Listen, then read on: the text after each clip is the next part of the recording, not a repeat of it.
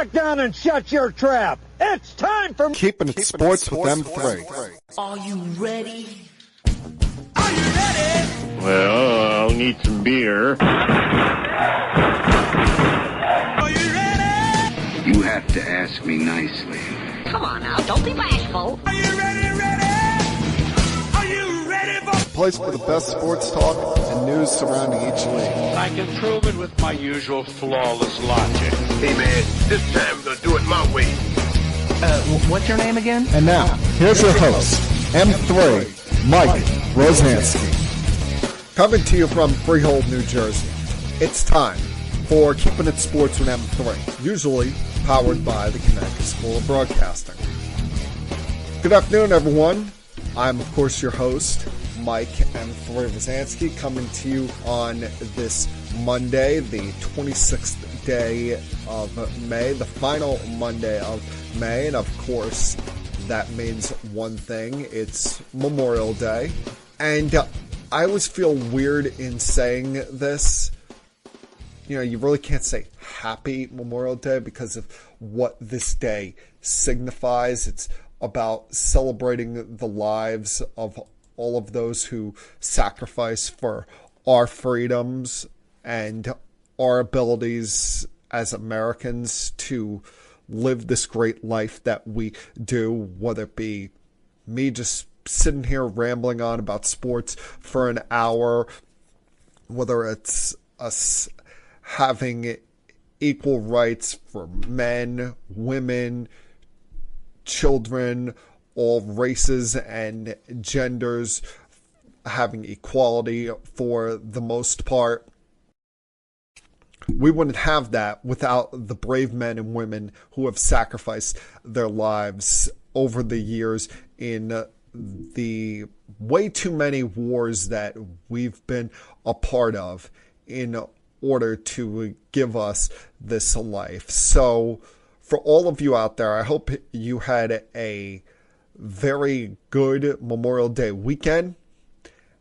And at the same time, whether you have a military member in your family or in your life or not, I hope you take some time today to appreciate the sacrifice that they provided for all of us as Americans. We may not agree on a lot of things. We may disagree on a lot of things. Like, for example, this is the perfect example on things that we disagree about: sports.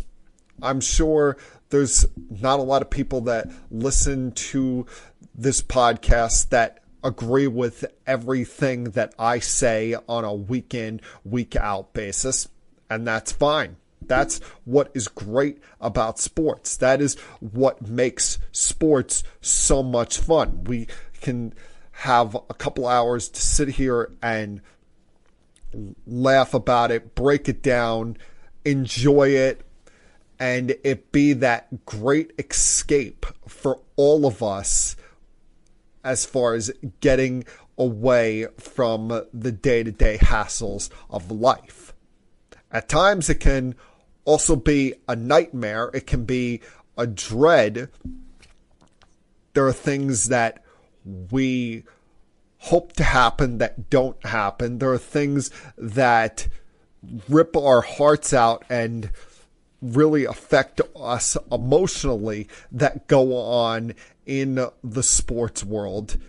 And there's no team right now that is playing with their fan base's emotions more so than the New York Knicks.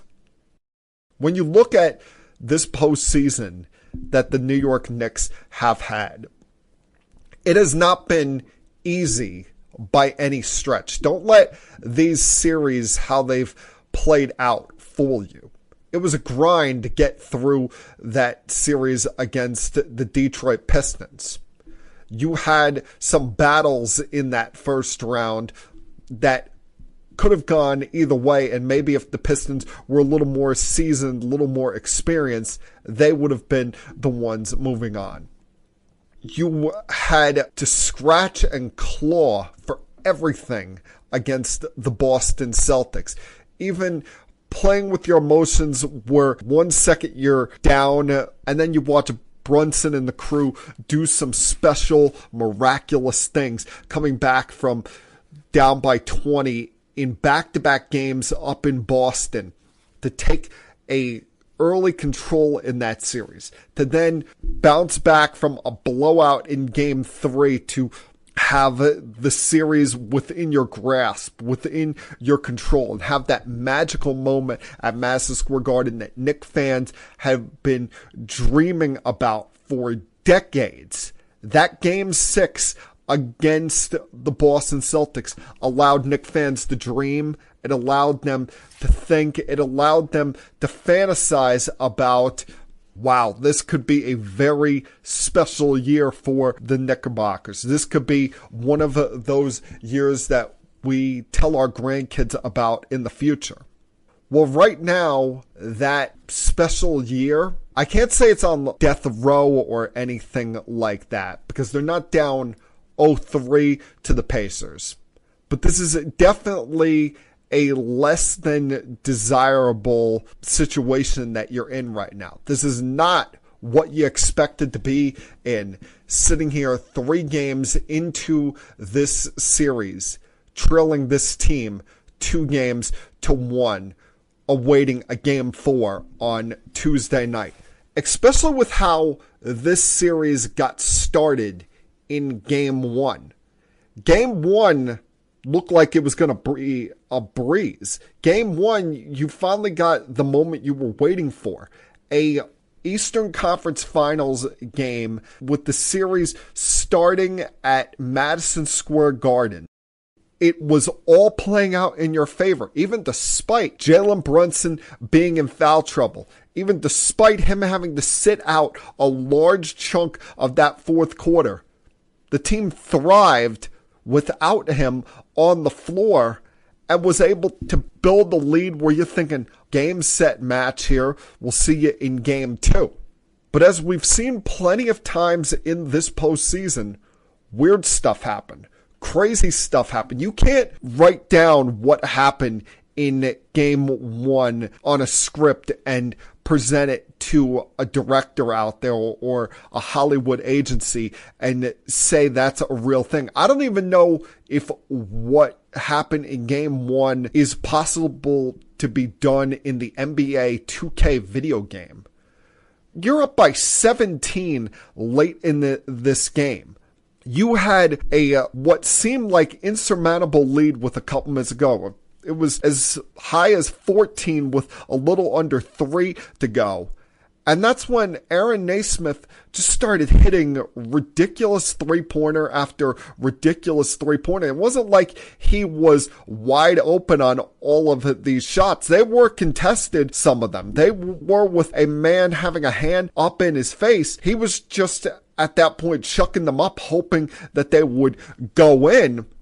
And then you get one of those crazy shots by Tyrese Haliburton that off his hands, I thought it was going in.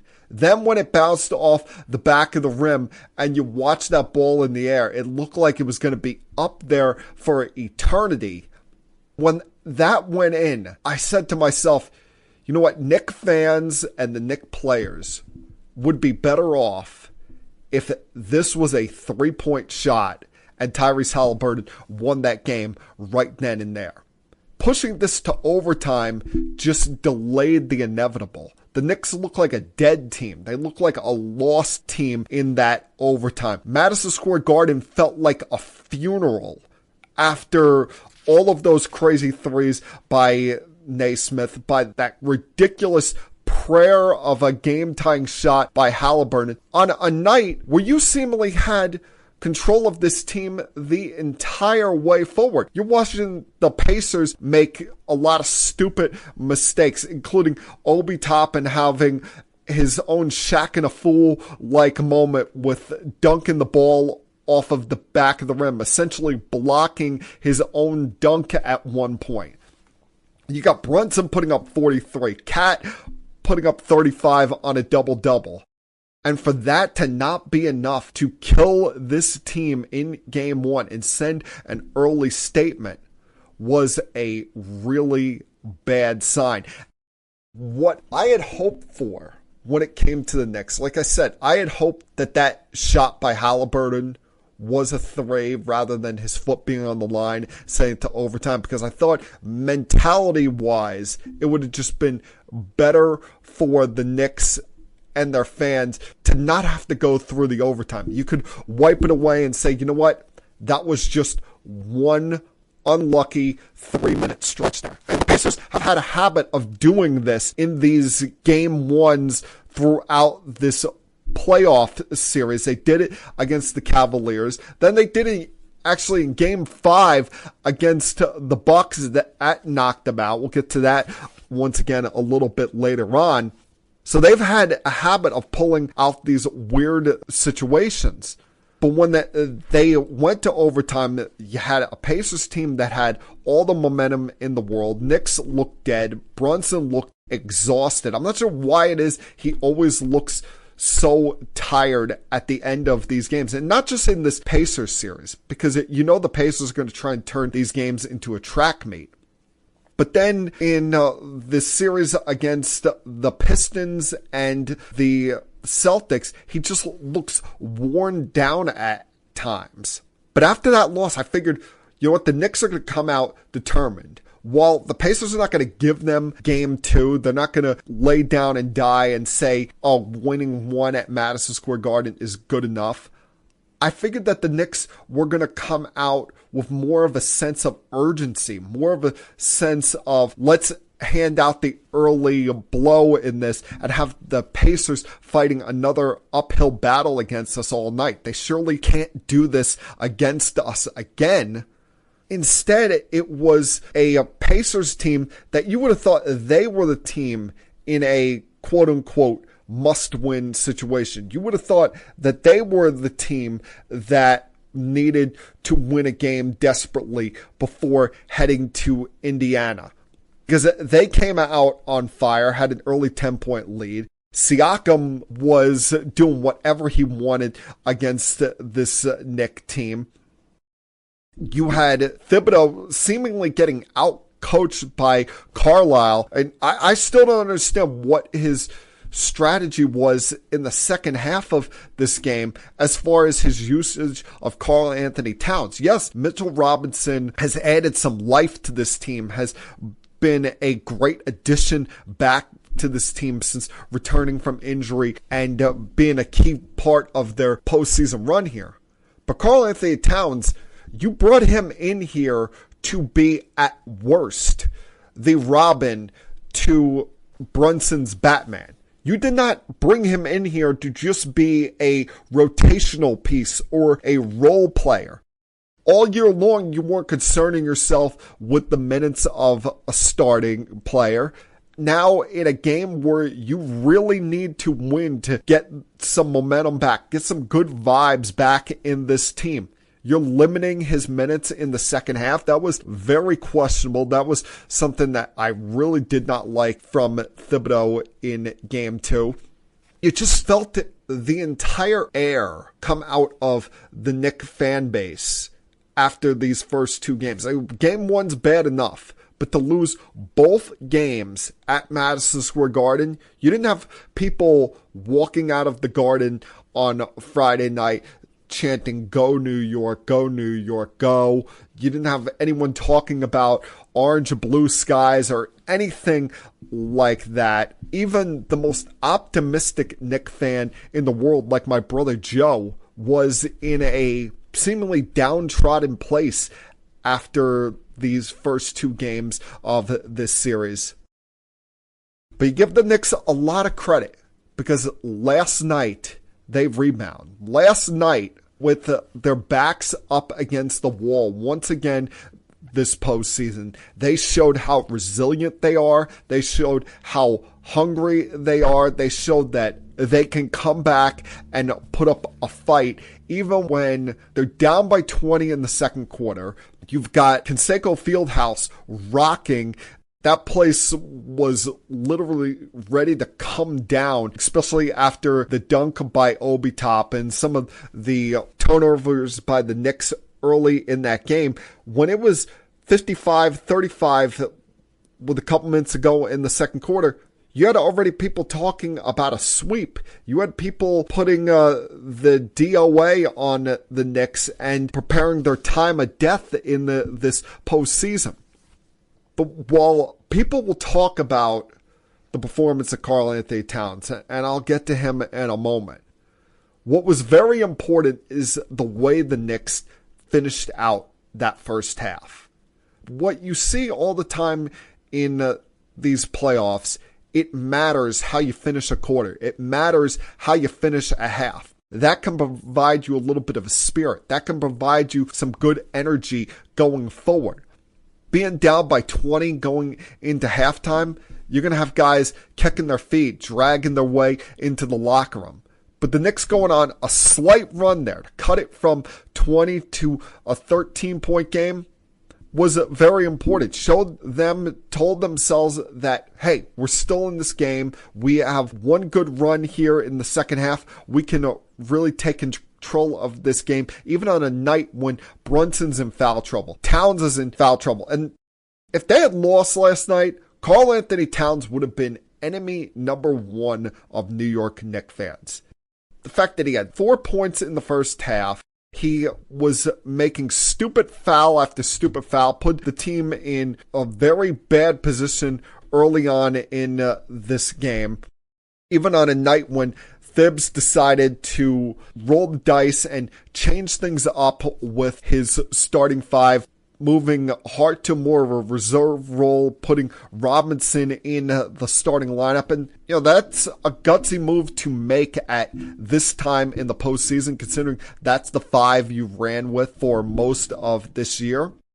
But in the postseason, it was clearly not working out. They were a minus 30 on the floor together. The Pacers were shooting the lights out against this group. You had to change up something defensively. And I like the fact last night that Tom Thibodeau realized that, hey, I do have a bench. While they didn't provide a lot of scoring, there wasn't someone that came off the bench and lit up the scoreboard.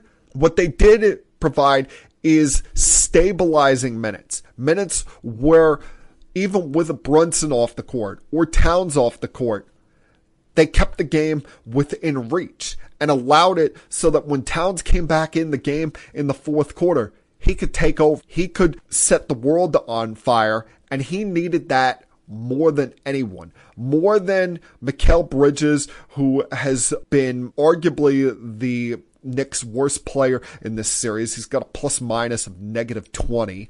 More than Brunson, who some fans have started to get on a little bit. Like I mentioned before, how he gets exhausted at some of these games, or some of the times where he's a little bit of a ball hog at the end, where you're watching the shot clock go down to 6 or 7 seconds. He starts to get anybody else involved in this.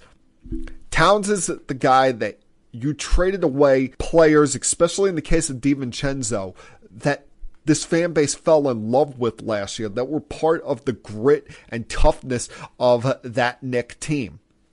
And you were going to start hearing a lot of calls on social media, sports talk radio in this area, saying trade Karl Anthony Towns after this year. Use him as part of a package to go get Giannis Antetokounmpo. And while last night didn't quell all the worries, because the Knicks are still down 2-1, it stabilized things. It allowed the Knicks to take a deep breath. It allowed the Knicks to realize, hey, this is still a series. We still have a chance here. We can still pull this one out, because we gave away game one. The Pacers can also look at themselves and say, you know what? We gave away game 3. After what was such a thunderous first half, they only scored 42 points in the second half, including 20 in the fourth quarter. Karl Anthony Towns almost outscored them by himself. The Pacers, despite how good they've been from 3 in this series, were awful last night. Was it all based on the change in the lineup, or was it just one of those bad shooting nights? Who knows? But tomorrow is going to go a long way in deciding this series. In fact, I said this before Game 4 of Knicks Celtics. I'll say this again for this series. The winner of tomorrow night's game is going to win this series. They tie this back up. You've got the Pacers now with their backs against the walls, and the Knicks regaining control of home court advantage. Meanwhile, if you're the Pacers, you go up 3-1. Well, that doesn't guarantee anything, even though it's only about 13% of the time teams have come back from down 3-1 to win a playoff series in the NBA. You put yourself in a very good position. The Knicks have the two best players in this series, but the Pacers have the deeper team. The Pacers have the team that can turn this into a track meet, and if the Knicks are not careful, run them out of the gym on any given night. So hopefully, for Knicks fans' sake, you're able to get this series back in somewhat control. Sunday night was a good first start, especially for Karl Anthony Towns, who was starting to hear about it, and for Tom Thibodeau, who people were starting to question his coaching again. But you look on that other side, Tyrese Haliburton has had his moments in this series. Miles Turner has had his moments in this series. We know Siakam, as he showed in Game 2, is capable of taking over a game. And they've got a bunch of guys on that team that no one believed in other than the Pacers, like the likes of a Naismith, like the likes of a TJ McConnell, who I'm sure Knicks fans can't stand seeing the sight of by now, or a guy like Nimhart. These guys have as much grit and fight and toughness in them as this Knicks team. Either way, it's not going to be easy. You're going to have to take this from them. They're not going to lay down, and I'm sure the Knicks are not going to lay down. It's going to be a fight to try to tie this up at 2 in Game 4 on Tuesday night. And what it's going to take, another big performance by Towns. It's going to take one of these other guys, whether it's Anunoby, Hart, or even Mikal Bridges, to step up and be that third wheel, be that third guy. Because the Pacers have always had that third guy in these games. Who's going to be that one that comes along for the ride with Brunson and Towns in trying to lead the Knicks to victory? And Thibodeau's got to keep using his bench. It can't just be that you exclusively rely on your 5 starters and maybe 1 reserve to each give you anywhere from 36 to 40 minutes in every one of these games. Against this team who wants to turn it into a track meet and has as much depth as anyone that's in this postseason, they'll run you out of the gym. They'll have you exhausted with your hands on your knees by midway through the third quarter. And if they don't turn over the basketball, they're going to have every opportunity to run that track. So give some burn to McBride. Give some burn to Payne. Hell, you gave Wright some time last night. Give him some run. Maybe bringing Hart off the bench will provide him with more energy later, although it doesn't seem like that guy's battery ever hits empty. And those are the kind of things, if the Knicks want to tie this series up like every Knicks fan is hoping they do, they're going to need to do in an all-important Game 4 on Tuesday night. All right, a lot I want to get to throughout the next about 40 minutes or so here. Give you some thoughts on Thunder Timberwolves, mixing some NFL thoughts along the way, as well as some changes to the college football playoff that are coming next year, and a decision that was made by the NBA earlier today that I'm kind of at a toss-up about. So I'll try to get to all of that over the time that's remaining here. Glad you guys could join me this week. And like I tell you each and every single week at this time, if you're a regular to this podcast or if you're a newbie, please sit back, relax, help put your feet up if you feel like it, and continue keeping it sports with M3. I'll be back.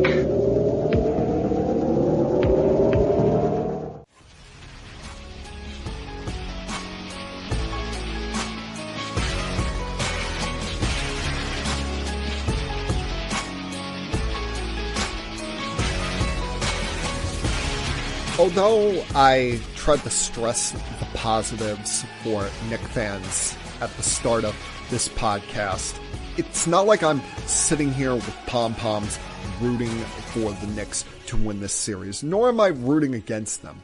Even as an impartial viewer of this series, I felt the Knicks fan pain with that loss in Game 1. I could hear the outcries from friends of mine, my siblings, saying same old Knicks, worried that this was going to be the loss that set them back. I tried to stress as much positive as possible, wanting this series to go 7 games, not because I care who wins it either way, because as you all know by now, I'm a Brooklyn Nets fan, so I have no dog in the fight here. It's been a couple of years since my team made the NBA postseason. But selfishly, I want this to go 7 games. A, because Game 7s can be a lot of fun and entertaining. And B, because as many of you know, this is going to be the last postseason series for TNT. That means it's going to be the last of Inside the NBA as we know it. Now, I know that there's the deal in place between ESPN and Turner Sports where they're going to carry Inside the NBA on ESPN starting next season. And while it remains to be seen how that's going to work out, I doubt we're going to get Inside the NBA as regularly as we get the quartet of Ernie, Kenny, Chuck, and Shaq, where every Thursday night, you know those guys are going to be part of a doubleheader on TNT. They'll be on for opening night, probably be very much involved in the mid-season tournament, the All-Star weekend festivities, as well as a few other things, especially when we get to the postseason. But it's not going to feel the same. You'll probably see Shaq on a Wednesday here or there when it comes to the doubleheaders that ESPN does, because outside of the Inside the NBA stuff, he's the one that works the most and does a couple of nights a week on NBA TV. And I'm sure here and there maybe you'll see either Kenny or Chuck pop up on maybe PTI or on First Take on a given morning, or maybe even Get Up. But it's not going to be the same as what we've come to know and love over the years. So I want as much Inside the NBA as we can possibly have. Plus, you look at the schedule of the NBA calendar. The NBA Finals don't begin until June 5th. That's a week from Thursday. The last thing I wanted to see as a fan is a sweep or this get done in 5 and then potentially have a week without NBA basketball. We've seen that happen in the past where teams were too dominant on each given conference, leading to an extended period between the conference finals and the NBA finals. I did not want to see any part of that. So that's why I was happy that the Knicks won a game last night. Hopefully for them and their fan base's psyche can tie this up heading back to Madison Square Garden, guarantee us at least 6 games in this series. And that's the same thing that I'm hoping for now when it comes to Thunder Timberwolves. I have no gripe against the Thunder. They've been the best team in the regular season. They have earned their way here, had to go through an easy round 1 against the Grizzlies, a war of a game 7 against the Nuggets in the second round, and now have a Timberwolves team who, while slightly different, is coming back to the same spot they were in this time last year and doesn't want to let opportunity slip away. Now, you could say that they did just that in game 1, you look at it, it was a tale of two halves. You have Julius Randle get off to this great first half, put up 20 in the first, get the Timberwolves out to a early lead, while Shai Gilgeous-Alexander hadn't gotten going yet, had got off to a bit of a rough start, was 2 for 13 in the first half. Then you get a couple of runs by the Thunder in the second half. Randle goes cold. The Thunder are focusing their defensive efforts on Anthony Edwards, and the Timberwolves can't hit a three to save their life in the second half, getting destroyed in the paint. It was just an avalanche of things on top of the Timberwolves in that second half, including a rarely used bench guy in Kendrick Williams coming off the bench, having some good moments during their run. That was one of those spots where the T-Wolves are probably kicking themselves, realizing that they had a shot to get off to a good start in this series. And then they give the Thunder some life heading into game 2, where Shai's getting his MVP award before the game. You got a ravenous crowd there in OKC. And by the end of the night, you're looking around, if you're a Timberwolves fan and a player on that team, wondering about the psyche of this team, because you're watching Jaden McDaniels get all flustered, shoving SGA to the ground because he's ticked off about some of the things that he's doing to get some excessive foul calls in his favor. Julius Randle is benched in the fourth quarter. He's one of your best players all year long, even as this game is getting within a manageable range. Chris Finch is not even thinking about going to him again. And now the Thunder up 2-0 heading up back to Minnesota. It looked like a dead team walking, even though there's that old theory that a series never truly starts until a team loses a home game. But whatever he said over that 48 hours between games, Chris Finch deserves a lot of credit, because he had his team ready to go. He had his team ready and geared for this game 3 on Saturday night, as they left no prisoners against the Thunder. They rode what was an easy first quarter to a rather easy victory.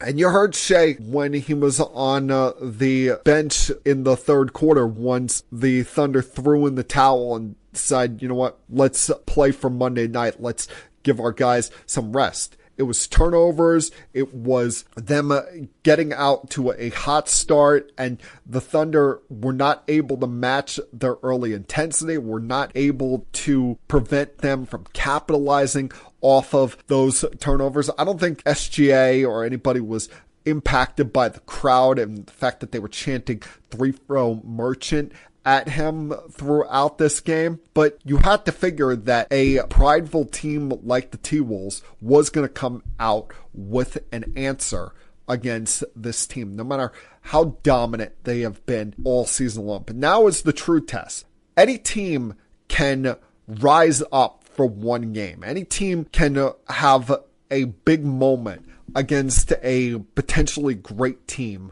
on a given night.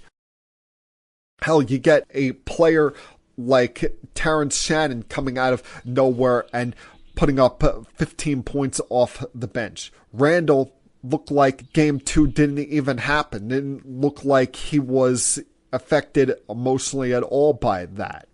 But this Thunder team, one of their trademarks of them is not just the depth of this team, not just the ability to seemingly survive almost any matchup that you throw at them, with the youth, the speed that they have, the length that they have on this team. It's also the fact that they've been able to rebound from a bad game. They haven't lost back-to-back games since November.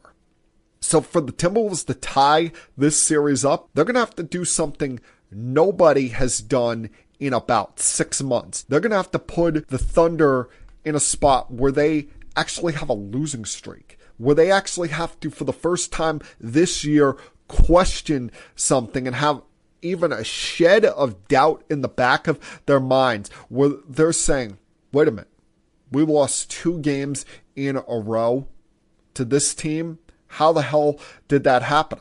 We had them dead as a doornail after game 2, and now they're rising from the ashes and showing some life here. And you don't want to give this Timberwolves team some life, because you provide Anthony Edwards with extra incentive, extra motivation. He's going to capitalize on it. He's got that edge to him. He's got that, whether you want to call it wise ass, whether you want to call it smack talking, whether it's a fearlessness, whatever you want to call it. He's got that. He's got that it that doesn't show up on a scouting report, but is one of the major reasons why people look at him as one of the rising emerging stars of our game and as a potential future face of this game. Why people banty around the term superstar when it comes to Anthony Edwards. So the Thunder have got to avoid something they have not seen in 6 months tonight. Otherwise, this series could get very, very hairy for them. I'll be back.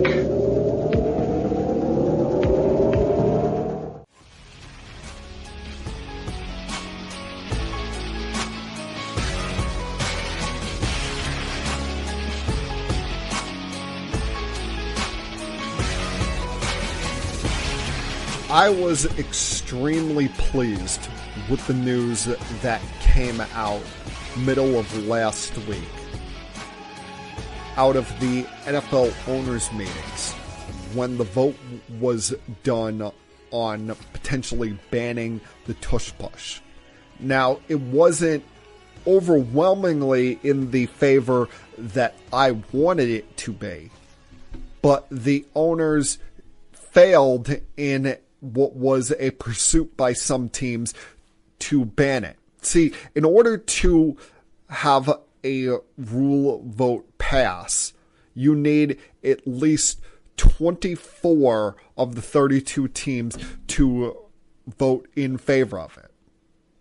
But they were only able to get 22 teams to vote on the proposal for banning the Tush Push that was originally submitted by the Green Bay Packers earlier this offseason. Of the teams that voted against it, it was, of course, the Eagles, the Baltimore Ravens, Cleveland Browns, the Lions, Jaguars, Dolphins, Patriots, Saints, Tennessee Titans, and my New York Jets. I wonder why. But the whole time, it felt so dumb for them to put out there this idea of banning that play. All because one team was ticked off that they couldn't stop it in a playoff game, and because of the fact that the Eagles run it more than anybody and run it better than everybody. See, rather than banning a rule because you can't stop it, why don't you try to build for it as well? The Eagles are showing the importance of building a very strong offensive line. And you watch any given Philadelphia Eagles game, it's not like they're running it on every play. It's on 3rd and shorts, 4th and 1s, or on goal line plays. In the last 3 years since they created this play, they've run it 108 times. I know that seems small considering they've ran it more than everybody else, but people are acting like they do it 50 times a game. No, they've done it only when there's a time to go for it. They probably run it, I would say, at most, if you're looking at the number of games in that time frame, probably at most 4 times in any given game. And that's not even counting some of the games that they've won by blowout. It's not like you have some subpar team here that has found some weird quirk in the rule that now everybody wants to cancel out. No, they're doing this because you have the defending Super Bowl champion that has an awesome roster and they're trying to stop one of their most dominant situations. I love the fact that it was not banned. I love the way that the Eagles celebrated with that image on social media that said "push on" and showed a screenshot of them against the Packers in the postseason with the word "push on" underneath it. And personally, I hope that when we get to the regular season and they play on Monday Night Football, I hope that the Eagles, just to shove it in their face, run this play an obnoxious amount of times. I hope that they outright embarrass the Green Bay Packers, because the Packers, the Washington Commanders, and all of their fans came across as big, whiny babies with wanting this play banned. And speaking of whiny babies, does someone want to be the one that pulls aside Aaron Rodgers and has a conversation with him? Does someone want to tell him, we're in May, dude, we're about to hit June? I know that in all likelihood he's going to play somewhere in the 2025 season, but it's not going to be where he wants it to be. Because it's clear that he has his heart set on playing for the Minnesota Vikings. It's very clear that he is unable to read the room, which is not a surprise. That is essentially Aaron Rodgers' entire life. That's essentially Aaron Rodgers' entire career. He still is holding out some kind of prayer, some kind of hope that this team, the Minnesota Vikings, will accept him as their quarterback. And if you've seen the comments from their owner, you've seen the comments from Kevin O'Connell in recent weeks and days, they're saying, hard pass, no, we're good with JJ McCarthy. What does that say about Aaron Rodgers? The fact that they're willing to go with was essentially a rookie quarterback coming off of a knee surgery last August. It says, bro, you're not good enough to be acting like this anymore. You're not good enough to be demanding, think you have control of any organization anymore. Your time as an MVP level quarterback has passed you by.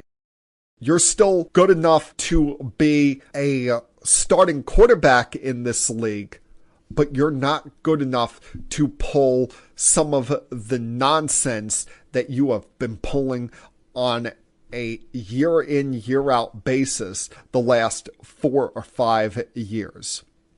The NFL is ready to move on without you unless you're willing to play ball. And it says a lot about where the Steelers are as an organization. One of what has always been considered one of the tight-knit run franchises.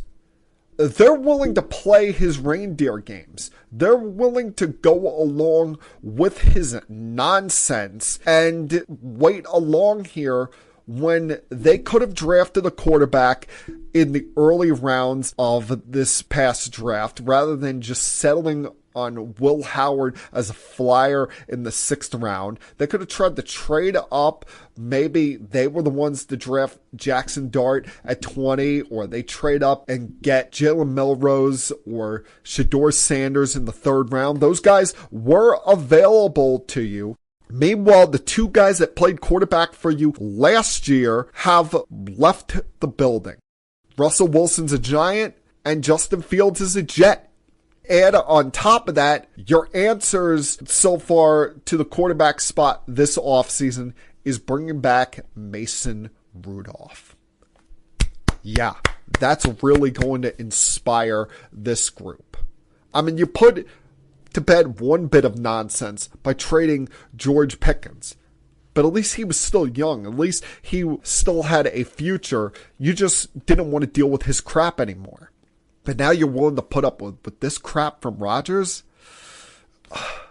I mean, what happened to the Steelers that I once knew? What happened to the black and gold that used to be so revered in this sport And does Mike Tomlin really have any control over this organization anymore? And then when it comes to quarterbacks living in delusion land, I was reading about this last week, and that this made me chuckle and also had me somewhat annoyed. I'm sure some of you have seen the stories that have come out about Caleb Williams, as there's a writer for ESPN that is doing a detailed book called American Kings, a biography of the quarterbacks. It's being written by a ESPN reporter, Seth Wickersham.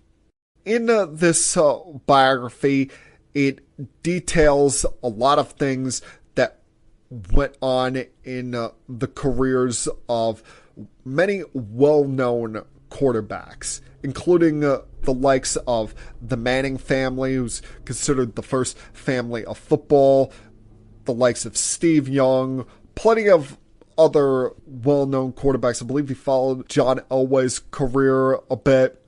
But he also goes into detail of the process leading up to Caleb Williams being drafted, and how Caleb Williams and his father, Carl, essentially tried to circumvent the NFL draft, figuring out ways that he could avoid being selected by the Chicago Bears in 2024, whether it be going through and playing a year at the UFL, potentially becoming a free agent, or how he hit it off so well in his meeting with the Minnesota Vikings that he was begging for the Vikings to trade up and get that first spot from the Chicago Bears, but the Bears were not falling for any of that. We're not going for any of that nonsense.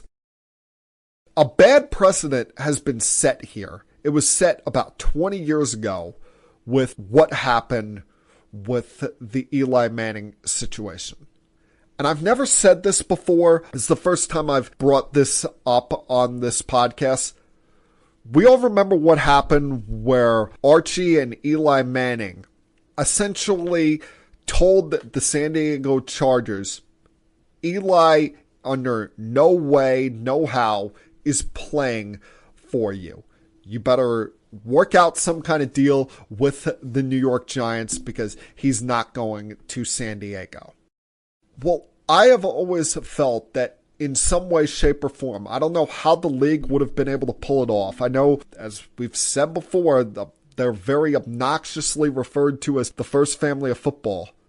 But after he pulled that crap, I've always felt that Archie Manning in some way, shape, or form should have been banned from the NFL. Whether it be taking him out of all of these rules committees he's part of, or him being involved in the Hall of Fame committee, in some way, shape, or form, you should have laid the hammer down, because that set a bad precedent. That showed players in the future that, you know what, you don't like the situation you're heading toward, you could try to force your way out before you've even taken a snap in the NFL, before you've even played one drive of an NFL game.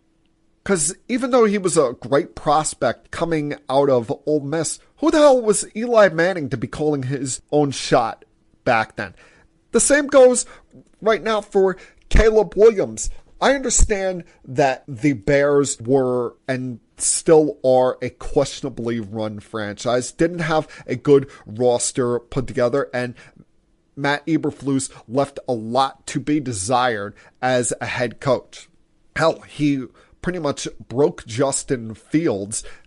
Probably would have done the same thing to Caleb Williams. But you, as an athlete, to not want to accept a challenge after you had an up and down season in your final year at USC, yet you're still viewed as the top prospect coming into that draft, makes you look really weak. And if you're the Bears, also, what does it say about you? Because you could have drafted Jaden Daniels. You could have drafted any one of these prized quarterback prospects that were coming up in that draft.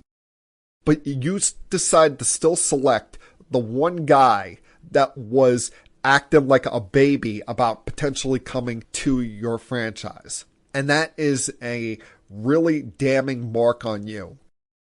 But this is also a very damning mark on Caleb Williams. And this is something that he's got to now go out there and ball out this season. After the year Jaden Daniels had, leading the Commanders to the postseason, it's now going to be viewed as unacceptable if you don't go out there and try to match that, especially when you consider you're in a very difficult division. Yes, the Vikings may come back to the pack a little bit. You wouldn't expect that you have 3 teams to win 12 games. But you brought in an offensive mastermind in Ben Johnson now. So now there's going to be no more excuses for Caleb Williams. There's no one to turn to, no one to blame anymore. It's just yourself. And he's got to do a lot of image repair this year, both on and off the field, after this has come out that makes him look extremely weak. I'll be back.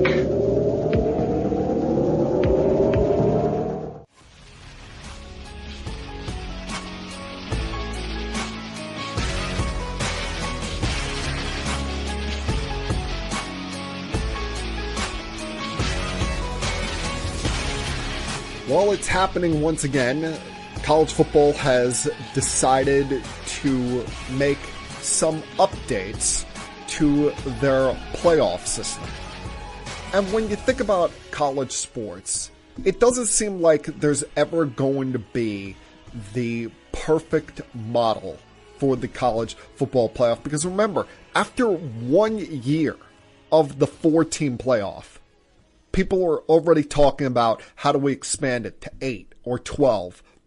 And it took almost a decade for them to expand it to a 12-team format.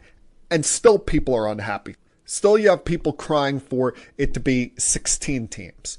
Well, now we're at it again with another change made in the college football playoff format, as next year they're going to move to a straight seeding model where the highest ranked 5 conference champions will still be guaranteed a spot in this, but they won't be guaranteed the top 5 seeds. You won't see conference champions directly guaranteed one of those first round buys, and it didn't do any of these teams any favors last year anyway. All the teams that have first round buys got knocked off in their first game, which I thought the change that they should have made was the teams that get buys also get a home game. Why should it be that the higher seeded team in the first round gets the home game, and then when we get to the second round, you immediately go to the old BCS bowls? I thought that was kind of some BS and was unfair, especially in the case of Oregon. You have to go on a neutral site to play Ohio State, who probably shouldn't have been an 8 seed as it was. So now you're going to have straight seeding. Hopefully with this, they'll also do it where they reseed in the next round and you're not just bracketed up so you don't fall in a situation, if we have it again, where a 1 seed has to play an Ohio State team in the second round, where it should be the worst seeded team after the first round has to play the highest seeded team. But it doesn't seem like we're ever going to get in a spot where everybody is completely happy with the way the system is. I'm glad that we're allowing the little guy in. Like, I was glad to see the likes of a Boise State and an Arizona State in it last year, even though they did not do well in this and Boise State was knocked out in the first round. At the same time, it doesn't seem like there will ever be something perfect made for this tournament.